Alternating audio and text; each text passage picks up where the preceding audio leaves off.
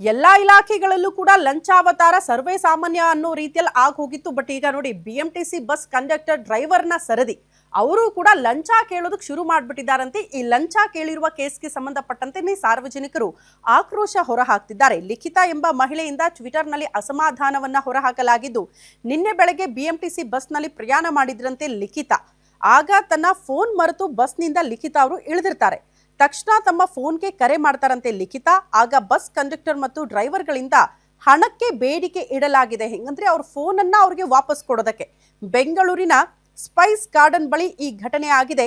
ಹಣ ಕೊಡ್ಲಿಲ್ಲ ಅಂತ ಅಂದ್ರೆ ಮೊಬೈಲು ಕೊಡಲ್ಲ ಅಂತ ಡ್ರೈವರ್ ಬೆದರಿಕೆ ಹಾಕಿದ್ದಾರಂತೆ. 1,000 ಹಣಕ್ಕೆ ಬೇಡಿಕೆ ಇಟ್ಟಿದ್ದಾರೆ ಡ್ರೈವರ್ ಮತ್ತು ಕಂಡಕ್ಟರ್.